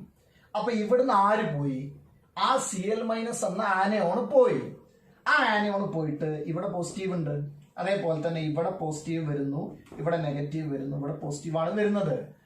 ഇതില് ഈ ഒരു സൈറ്റിൽ എന്ത് ചെയ്യുന്നറിയോ? ഇവിടെ എക്സ്ട്രാ പ്രൊഡ്യൂസ് ചെയ്യപ്പെട്ട ഇലക്ട്രോണ് ഈ സൈറ്റിൽ വന്ന് നിൽക്കും. ഇലക്ട്രോൺ ഉള്ള ഈ സൈറ്റ്, അതിനെ നമ്മൾ വിളിക്കും എഫ് സെന്റർ. എഫ് സെന്റർ എന്നാണ് വിളിക്കുക. എഫ് സെന്റർ അതൊരു നെയിമുമായി ബന്ധപ്പെട്ടതാണ്. ആ സെന്ററിന്റെ പേരാണ് എഫ് സെന്റർ. അപ്പൊ നോക്കൂ, ഇതാണ് നമ്മൾ ഏതിൽ വരുന്നത്? ആനിയോണിക് വാക്കൻസീസ് എന്ന് പറയുന്ന വാക്കൻസി ഡിഫക്റ്റ് അല്ലെ, മെറ്റൽ എക്സസ് ഡിഫക്റ്റിൽ ഡ്യൂ ടു ദ ആനിയോണിക് വാക്കൻസീസിൽ വന്നത് ഇതാണ്. അപ്പൊ എന്താണ് ഇതെന്ന് ചോദിച്ചാൽ ഇങ്ങനെ പറയണം. NaCl ക്രിസ്റ്റല് നമ്മൾ ഹീറ്റ് ചെയ്തു in the presence of excess sodium vapour. അങ്ങനെ ഹീറ്റ് ചെയ്താൽ ആ സോഡിയം Na+ഉം പിന്നെ ഒരു ഇലക്ട്രോണുമായിട്ട് മാറും. ആ Na+ ആ ക്രിസ്റ്റലിലുള്ള ഒരു Cl- കൂടി ചേർന്നിട്ട് അത് എവിടെ ഡെപ്പോസിറ്റ് ആയി? ഡിഫ്യൂസ് ആവും ക്രിസ്റ്റലില്. ആ Cl- പോയ സൈറ്റ് ഉണ്ടല്ലോ, അതാണ് ആനിയോണിക് വാക്കൻസി എന്ന് പറയുന്നത്. അവിടെ എക്സ്ട്രാ പ്രൊഡ്യൂസ് ചെയ്യപ്പെട്ട ആര് വന്നിരിക്കും? ഇലക്ട്രോൺ വന്നിരിക്കും. ഇതിനെയാണ് നമ്മൾ എഫ് സെന്റർ എന്ന് വിളിക്കുന്നത്. ഈ എഫ് സെന്റർ കാരണത്താലാണ് അത്തരം ക്രിസ്റ്റലുകൾ കളറ് കാണിക്കും. അപ്പൊ ഇത് നമ്മളോട് ക്വസ്റ്റ്യൻ ചോദിക്കും. NaCl യെല്ലോ കളറായിട്ട് അനുഭവപ്പെടുന്നത് എന്തുകൊണ്ട്? യെല്ലോ, ഈ കളറുകൾ ഓർത്തു വെക്കണം കേട്ടോ. അതേപോലെ തന്നെ KCl, പൊട്ടാസ്യം ക്ലോറൈഡ് നമ്മൾ എക്സസ് പൊട്ടാസ്യത്തിന്റെ പ്രസൻസിൽ ഹീറ്റ് ചെയ്ത് കഴിഞ്ഞാൽ ഇതേപോലെ നമ്മൾ K+ ആയി ഇലക്ട്രോൺ പോയി, ഇലക്ട്രോൺ വന്നിരുന്ന് Cl- പോയി. ആ സമയത്ത് നമുക്ക് വയലറ്റ് കളർ അനുഭവപ്പെടുന്നത് എന്തുകൊണ്ട്? അല്ലെങ്കിൽ ലൈലാക്ക് കളർ നമ്മൾ കാണും. അടുത്തത് നമുക്ക് ചിലപ്പോ LiCl ഞാൻ എക്സസ് ലിഥിയത്തിന്റെ പ്രസൻസിൽ ക്രിസ്റ്റലിനെ ഹീറ്റ് ചെയ്താൽ Li+ ആയിട്ട് അതിൽ ഒരു ഇലക്ട്രോൺ വന്ന് അത് Cl- കൂടി ചേർന്ന് LiCl ഒന്നുണ്ടായി. ആ ഇലക്ട്രോൺ ആ ഇൻഡസ്ട്രീഷ്യൽ സൈറ്റിൽ അല്ലെങ്കിൽ ആനിയോണിക് വാക്കൻസിയിൽ വന്ന് നിൽക്കും. അതിനെയാണ് നമ്മൾ ആനിയോണിക് വാക്കൻസി കാരണത്താലുള്ള മെറ്റൽ എക്സസ് ഡിഫക്റ്റ് എന്ന് പറയുന്നത്. അപ്പൊ ഇത് കാണിക്കുന്ന കളറ് പിങ്ക് കളറാണ്. ഈ കളറുകൾ ആരെ കൊണ്ടാണ് ഉണ്ടാവുന്നത്? Due to F centre. Due to F centre.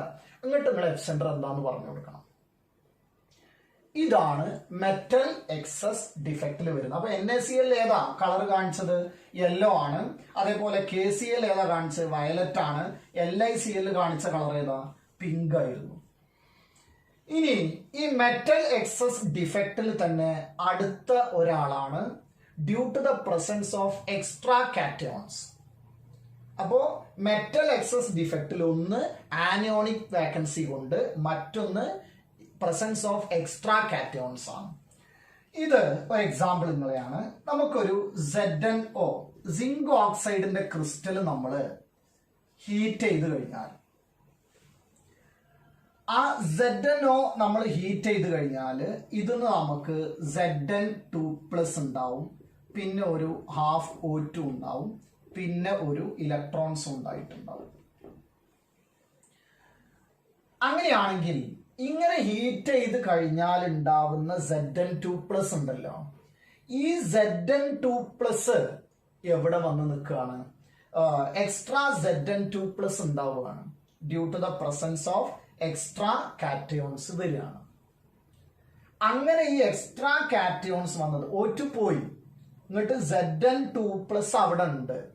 അങ്ങനെ വരുമ്പോ എക്സ്ട്രാ കാറ്റയോൺസിനെ കൊണ്ടുണ്ടാവുന്ന ഡിഫക്റ്റിനെയാണ് നമ്മൾ എന്ത് വിളിക്കുന്നത്?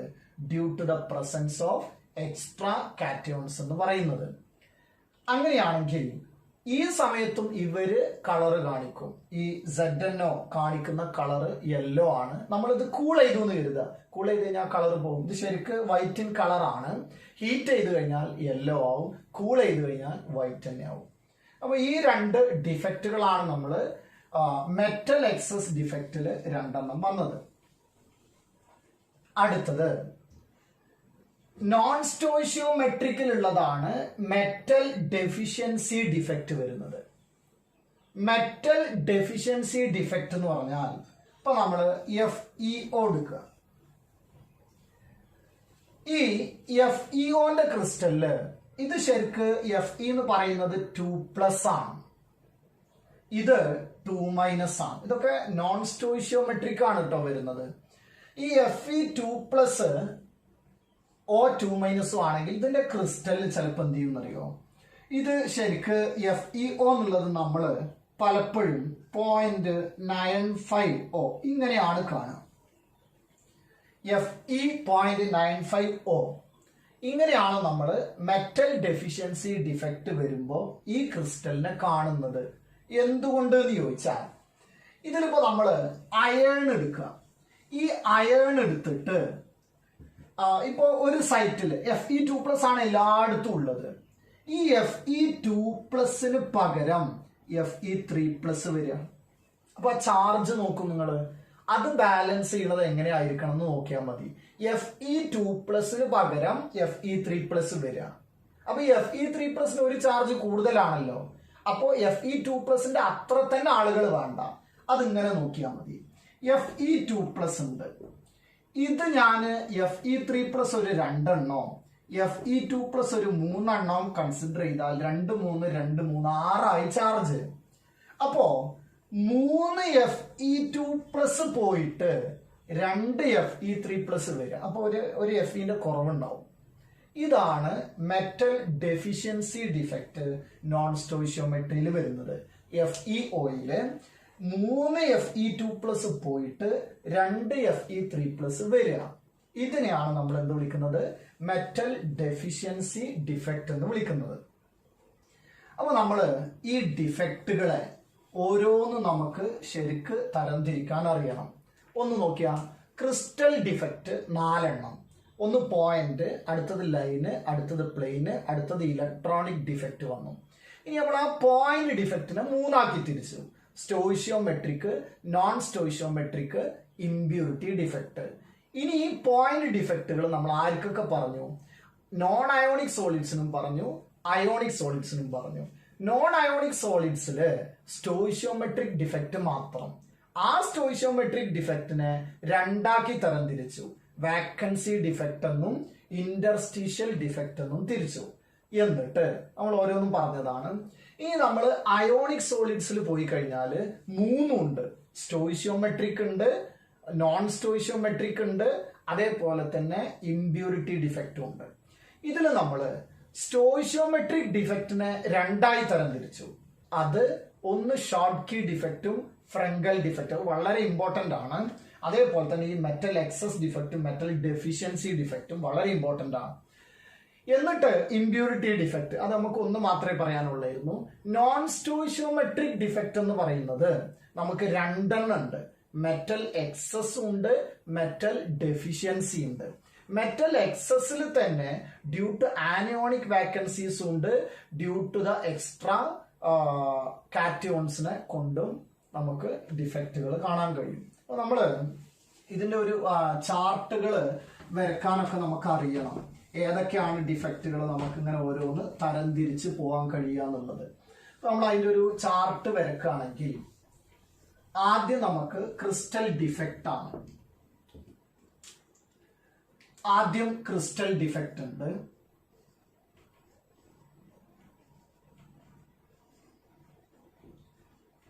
ആ ക്രിസ്റ്റൽ ഡിഫക്റ്റ് വരുന്നത് എത്രണ്ണാണ്? 4 എണ്ണാണ് വന്നിരുന്നത് അല്ലെ.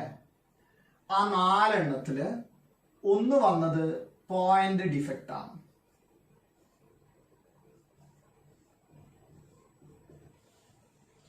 രണ്ടാമത്തത് വന്നത് ആരായിരുന്നു? ലൈൻ ഡിഫക്റ്റ് ആണ്.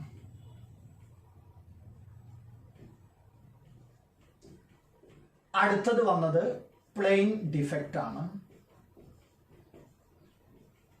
അടുത്തത് വന്നതോ ഇലക്ട്രോണിക് ഡിഫക്റ്റ് ആണ് വന്നത്. ഇനി ഈ പോയിന്റ് ഡിഫക്റ്റിന് നമുക്ക് എത്രയായി തരംതിരിക്കാം? 3 തരംതിരിക്കാം അല്ലെ? ഏതൊക്കെയാണത്? സ്റ്റോയിഷ്യോമെട്രിക് ഉണ്ട്, നോൺ സ്റ്റോയിഷ്യോമെട്രിക് ഉണ്ട്, ഇംപ്യൂരിറ്റി ഉണ്ട്. പക്ഷെ അത് നമ്മള് അയോണിക് സോളിഡ്സിനും നോൺ അയോണിക് സോളിഡ്സിനും പറഞ്ഞു. അപ്പോ നോൺ അയോണിക് സോളിഡ്സിനാണ് നമ്മൾ പറയുന്നതെങ്കിൽ നോൺ അയോണിക് സോളിഡ്സിന് പറയുമ്പോ ഇതില് വരുന്നത് ഒന്നേ ഉള്ളൂ. അതായ സ്റ്റോയിഷ്യോമെട്രിക് ഡിഫക്റ്റ് ആണ്. ഈ സ്റ്റോയിഷ്യോമെട്രിക് ഡിഫക്റ്റില് 2 ഉണ്ട്. അതാരൊക്കെയാ? ഒന്ന് വാക്കൻസി ഡിഫക്റ്റും മറ്റൊന്ന് ഇന്റർസ്റ്റീഷ്യൽ ഡിഫക്റ്റും ആണ് വന്നത്. ഇനി ഇത് തന്നെ അയോണിക് സോളിഡ്സിനാണ് നമ്മൾ പറയുന്നതെങ്കിൽ അയോണിക് സോളിഡ്സിന് ഒന്നാരാ? സ്റ്റോയിഷ്യോമെട്രിക് ഡിഫക്റ്റ്. അതിൽ തന്നെ 2 ആള്. അതിലൊന്നാരാ? Schottky defect. അടുത്തതാരാ? Frenkel defect. ആ അയോണിക് സോളിഡ്സിൽ അടുത്ത് വരുന്നത് ആരായിരുന്നു? ഇംപ്യൂരിറ്റി ഡിഫക്റ്റ് ആണ്. മൂന്നാമത് വന്നതോ നോൺ സ്റ്റോയിഷ്യോമെട്രിക് ഡിഫക്റ്റ് ആണ്.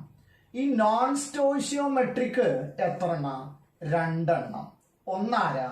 മെറ്റൽ എക്സസ് ഡിഫക്റ്റ് ആണ്. അടുത്തതാരാ? മെറ്റൽ ഡെഫിഷ്യൻസി ഡിഫക്റ്റ് ആണ്. ഈ മെറ്റൽ എക്സസ് തന്നെ 2 എണ്ണം പറയാം. അതെങ്ങനെയാ? ഒന്ന് due to the presence of anionic vacancies, അടുത്തതോ due to the presence of extra cations. ഇതാണ് ഡിഫക്റ്റുകൾ വരുന്നത്. കഴിഞ്ഞ പോർഷനിൽ നമ്മൾ ഡിഫക്റ്റുകളെ കുറിച്ചായിരുന്നു പറഞ്ഞിരുന്നത്. ആ ഡിഫക്റ്റുകൾ പറഞ്ഞ സമയത്ത് നിങ്ങൾ ശ്രദ്ധിക്കേണ്ടത് അതിൽ ആ ഷോർട്ട്കി ഡിഫക്റ്റും ഫ്രങ്കൽ ഡിഫക്റ്റിന്റെയും എക്സാമ്പിൾസ് പഠിച്ചു വെക്കണം. ഇപ്പൊ NaCl, KCl പോലത്തെ ആളുകൾ ഷോർട്ട്കി ഡിഫക്റ്റ് ആണ് കാണിക്കുന്നത്. AgBrഉം ഷോർട്ട്കി ഡിഫക്റ്റ് കാണിക്കും. ഫ്രങ്കൽ ഡിഫക്റ്റില് AgCl, ZnS, അതേപോലെ തന്നെ AgBr വീണ്ടും വരും. ഈ 2 ഡിഫക്റ്റുകളും കാണിക്കുന്ന ആളാണ് ആര്? AgBr എന്ന് വരുന്നത്. വളരെ ഇമ്പോർട്ടന്റ് ആണ്, ക്വസ്റ്റ്യൻ ചോദിക്കാറുണ്ട്. അപ്പോൾ ആ എക്സാമ്പിൾസ് നിങ്ങൾ അതിൽ നോക്കി വെക്കണം. ഇനി ഈ ചാപ്റ്ററിലെ ഏറ്റവും ലാസ്റ്റ് പോർഷൻ ആണ് ഇലക്ട്രിക്കൽ ആൻഡ് മാഗ്നറ്റിക് പ്രോപ്പർട്ടീസ് എന്ന് പറയുന്നത്.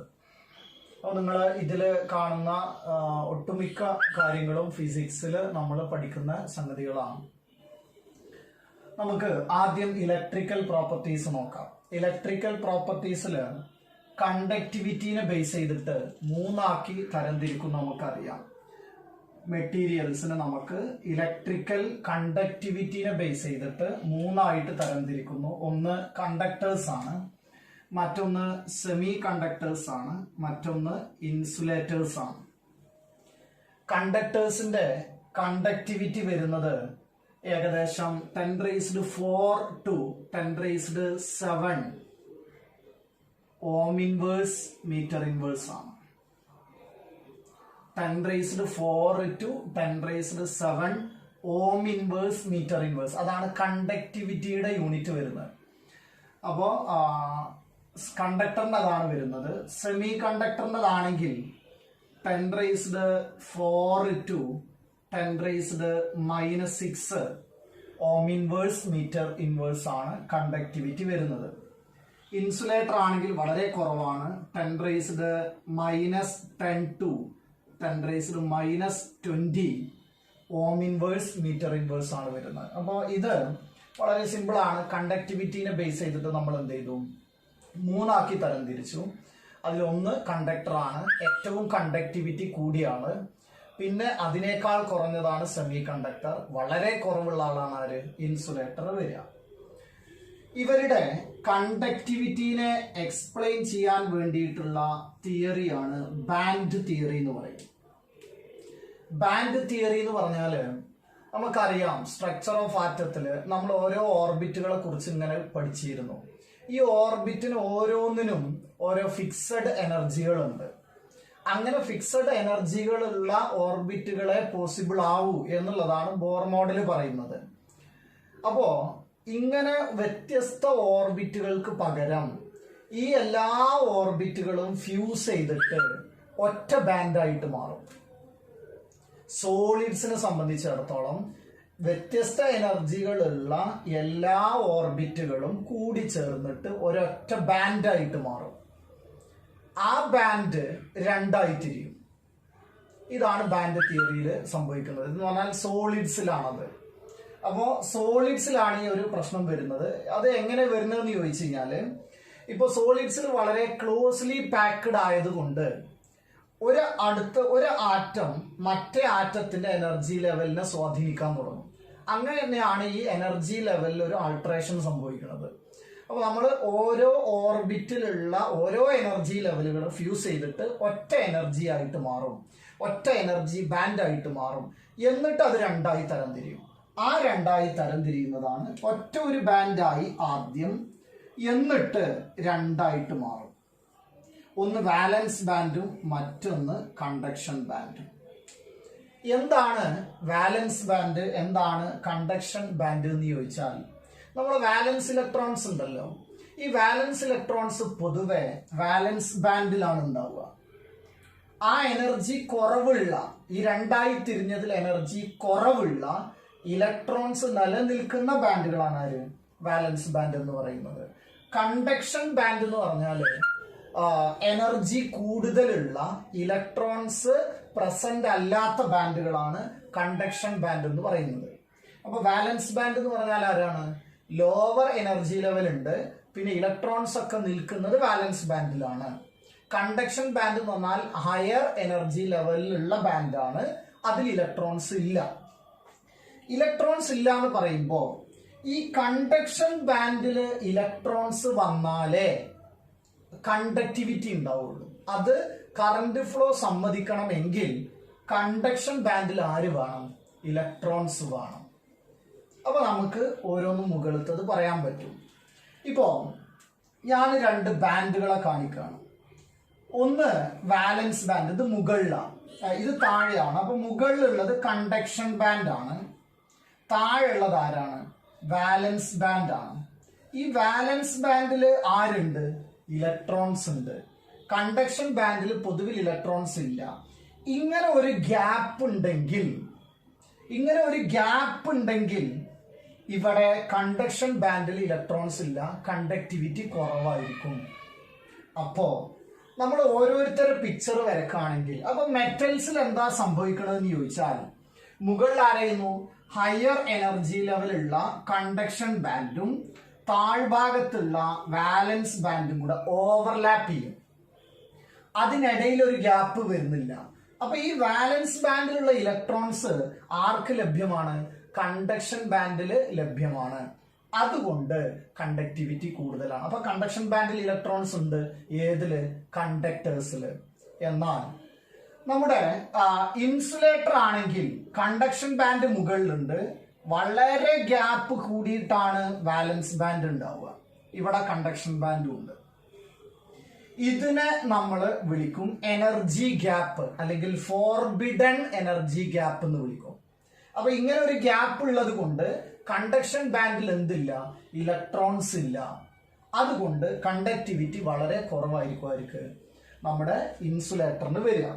എന്നാൽ സെമി കണ്ടക്ടേഴ്സില് ഈ ഗ്യാപ്പ് വളരെ കുറവാണ്. അപ്പോ മുകളില് കണ്ടക്ഷൻ ബാൻഡ് ഉണ്ട്, ഈ ഗ്യാപ്പ് കുറഞ്ഞ ആളുകളാണ് ആര്, സെമി കണ്ടക്ടേഴ്സ് എന്ന് പറയുന്നത്.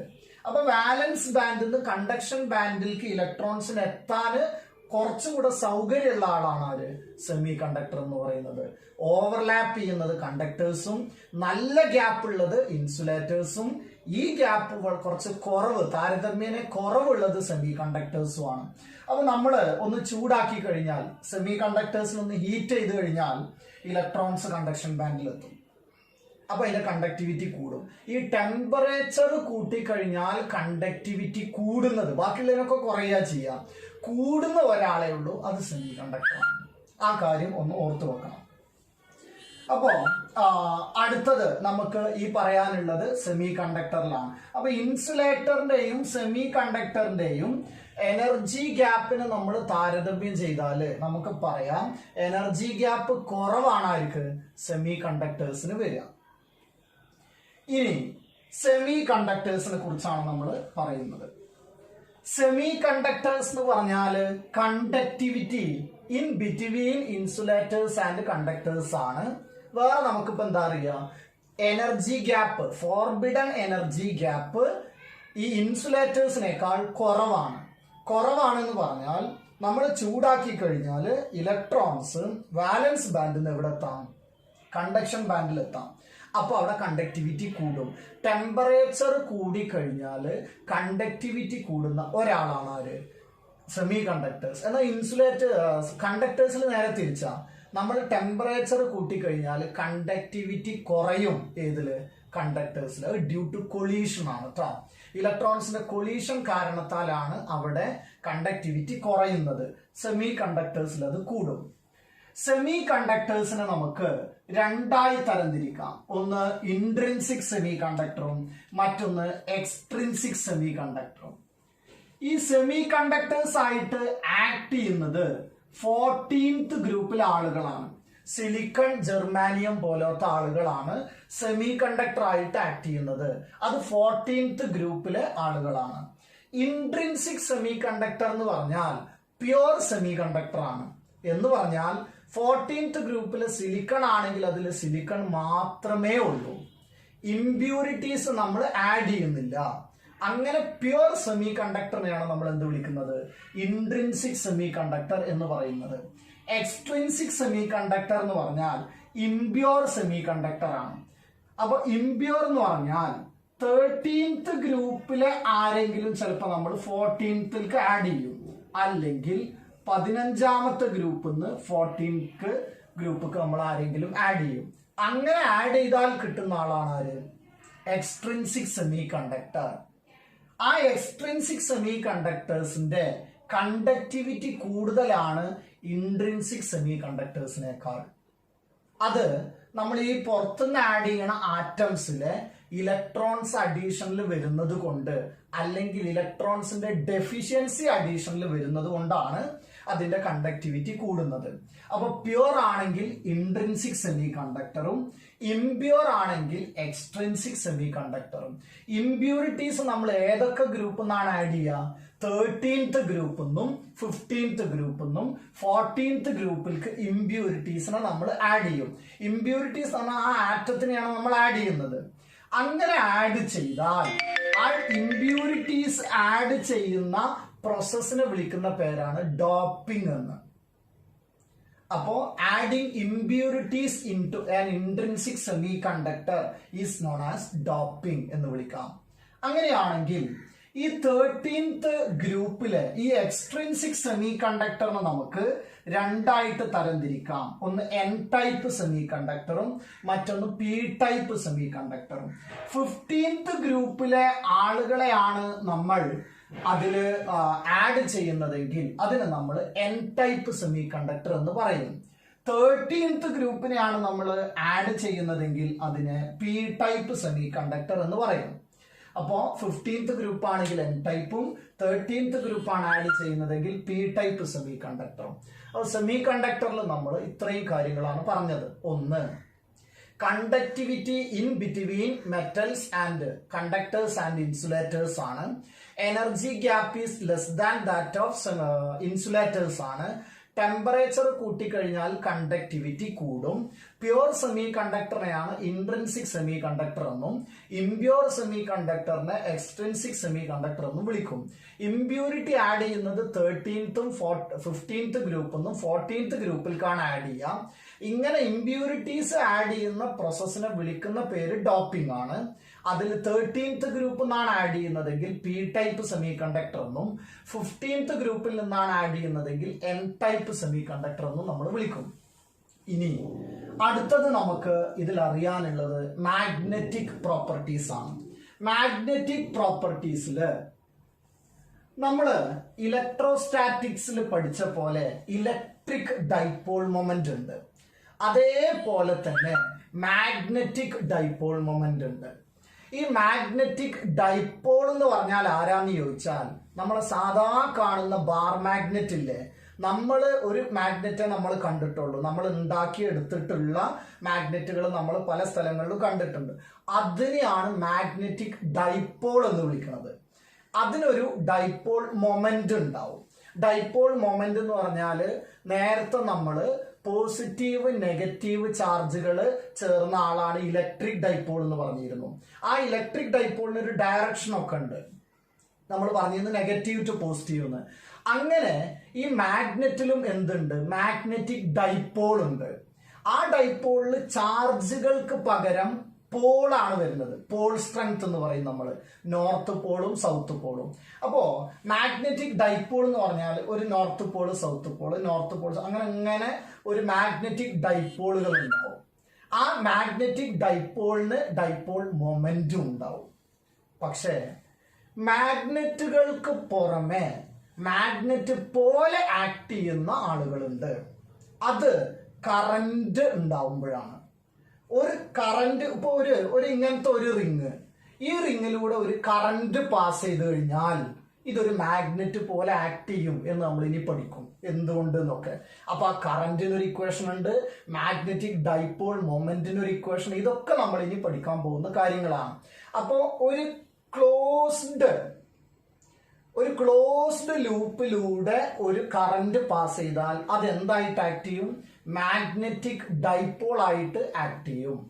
അപ്പൊ നമ്മൾ ഈ ആറ്റംസില് ഇലക്ട്രോൺസ് ഇങ്ങനെ കറങ്ങുക, ഒരു ക്ലോസ്ഡ് ലൂപ്പിൽ കറങ്ങുകയാണ്. ആ ഇലക്ട്രോൺസിന്റെ ഫ്ലോ, അതിനെയാണ് നമ്മൾ കറന്റ് എന്ന് വിളിക്കുന്നത്. അങ്ങനെ ഒരു ക്ലോസ്ഡ് ലൂപ്പിൽ കറന്റ് ഉണ്ടാക്കുമ്പോൾ അതൊരു മാഗ്നറ്റിക് ഡൈപോള് പ്രൊഡ്യൂസ് ചെയ്യും. അവിടെ ഒരു ഡൈപോൾ മൊമെന്റ് ഉണ്ടാവും. അപ്പൊ ഇലക്ട്രോൺസിന്റെ ഓർബിറ്റൽ മോഷൻ കൊണ്ടും സ്പിൻ മോഷൻ കൊണ്ടും ഉണ്ടായതാണ് മാഗ്നറ്റിക് ഡൈപോൾ. അപ്പൊ ചില ആറ്റംസ്, ചില മെറ്റീരിയൽ നമ്മൾ എടുത്താൽ പറയും ഇതിന് മാഗ്നറ്റിക് ഡൈപോൾ മൊമെന്റ് ഉണ്ട് എന്ന് പറയും, ചിലതിന് ഇല്ല എന്ന് പറയും. അപ്പൊ ആ ഉണ്ടാവാനുള്ള കാരണക്കാരായ ആരാണ്, അത് ഇലക്ട്രോൺസിന്റെ ഏതൊക്കെയാ, ഓർബിറ്റൽ മോഷനും സ്പിൻ മോഷൻ കൊണ്ടുമാണ് മാഗ്നറ്റിക് ഡൈപോൾ മൊമെന്റ് ഉണ്ടാവുന്നത്. ഈ മാഗ്നറ്റിക് ഡൈപോൾ മൊമെന്റ് ചിലതിനുണ്ട് ചിലതിനില്ല. അപ്പൊ നമുക്കറിയാം ചില എല്ലാ ആറ്റംസിലും ഇലക്ട്രോൺസും ഉണ്ട്, അത് കറങ്ങുന്നുണ്ട്. പക്ഷെ നമുക്കറിയാം ഒരു ഇലക്ട്രോൺ ഒരു ഓർബിറ്റിൽ ഇങ്ങോട്ടാണ് കറങ്ങുന്നതെങ്കിൽ മറ്റത് ഇങ്ങോട്ടാണ്. അപ്പൊ ആ ഡൈപോൾ മൊമെന്റുകൾ ഓപ്പോസിറ്റ് ഡയറക്ഷനിലായിരിക്കും, അത് രണ്ടും ക്യാൻസൽ ചെയ്ത് പോകും. അപ്പൊ നമ്മൾ മാഗ്നറ്റിക് ഡൈപോൾ മൊമെന്റ് ഉണ്ടാവണമെങ്കിൽ അൺപെയർഡ് ഇലക്ട്രോൺസ് വേണം എന്ന് പറയുന്നത് ഇതുകൊണ്ടാണ്.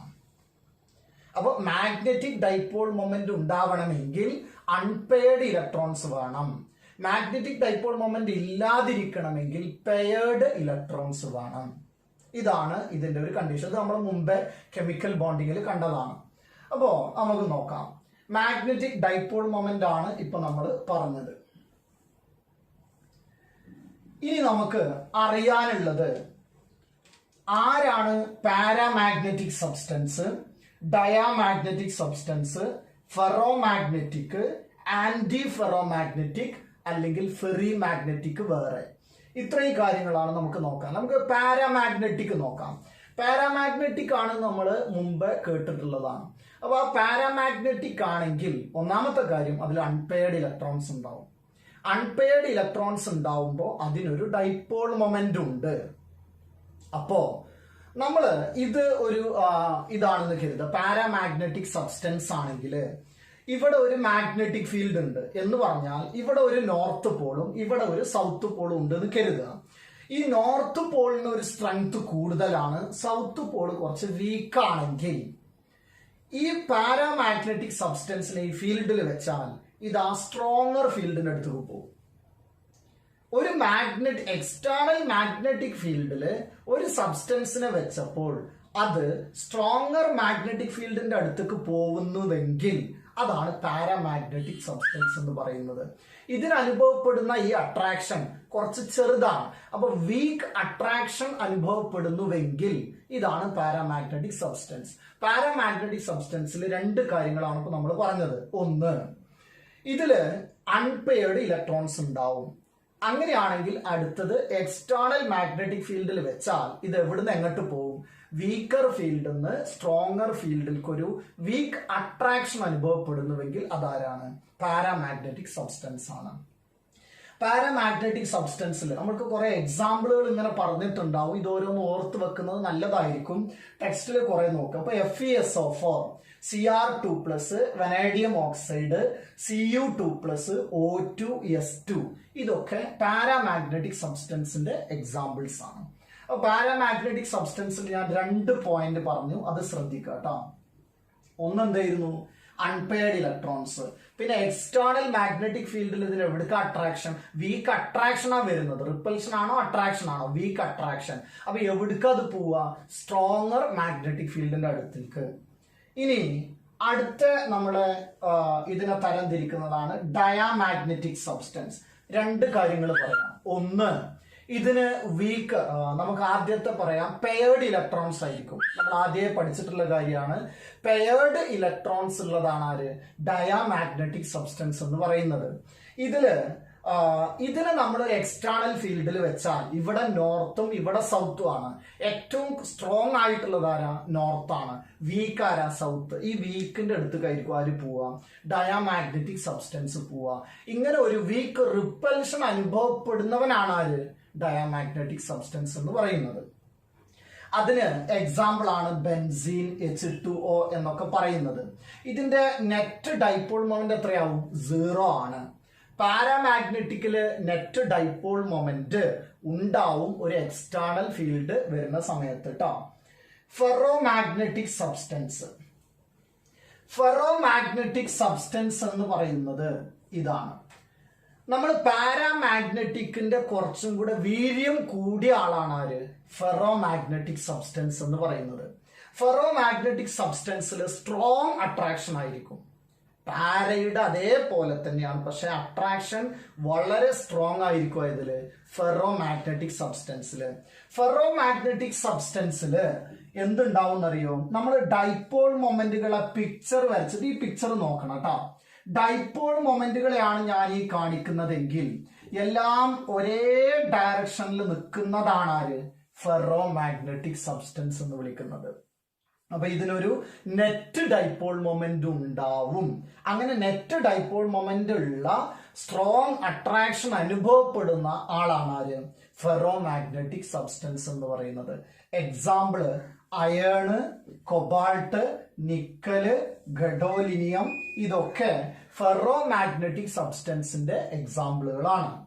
ഇനി നമുക്ക് ആന്റി ഫെറോമാഗ്നറ്റിക് സബ്സ്റ്റൻസുകളാണ്. ആന്റി ഫെറോ എന്ന് പറഞ്ഞാൽ അതിന് dipole moment equal and opposite ആയിരിക്കും. ഒന്ന് ഇങ്ങനെയാണെങ്കിൽ ഒന്നിങ്ങനെ, ഒന്നിങ്ങനെയാണെങ്കിൽ ഒന്നിങ്ങനെ, ഒന്നിങ്ങനെയാണെങ്കിൽ ഒന്നിങ്ങനെ. ടോട്ടൽ ഡൈപോൾ മൊമെന്റ് 0 ആയിട്ടുള്ള ആളുകൾ, total magnetic dipole moment equal and ഓപ്പോസിറ്റുകൾ വന്നിട്ട് അല്ലെ, ഈക്വൽ ആൻഡ് ഒന്നിങ്ങനെയാണ് തിരിച്ചും മറിച്ചും വന്ന ആളുകളാണ് ആര്? ആന്റി ഫെറോമാഗ്നറ്റിക് സബ്സ്റ്റൻസ് എന്ന് പറയുന്നത്. അപ്പോ എല്ലാം ഒരേ ഡയറക്ഷനിൽ വന്നാൽ ഫെറോമാഗ്നറ്റിക്, ഓപ്പോസിറ്റ് തിരിഞ്ഞും മറിഞ്ഞും വന്നാൽ ആന്റി ഫെറോമാഗ്നറ്റിക് സബ്സ്റ്റൻസ് ആണ്. അതിന് എക്സാമ്പിൾസ് ആണ് MnO, MnO2, V2O3 എന്നൊക്കെ പറയുന്നത് ആന്റി ഫെറോമാഗ്നറ്റിക് സബ്സ്റ്റൻസിന് എക്സാമ്പിൾ ആണ്. V2O3 ആന്റി ഫെറോ ആണ്. VO2 ആരാ? പാരാമാഗ്നറ്റിക് സബ്സ്റ്റൻസ് ആണ്. ഇനി നമുക്ക് ഒരാളും കൂടെ ഉണ്ട് ആന്റി ഫെറോ കഴിഞ്ഞിട്ട്. അടുത്തത് വരുന്നത് ഫെറി മാഗ്നറ്റിക് സബ്സ്റ്റൻസ് ആണ്.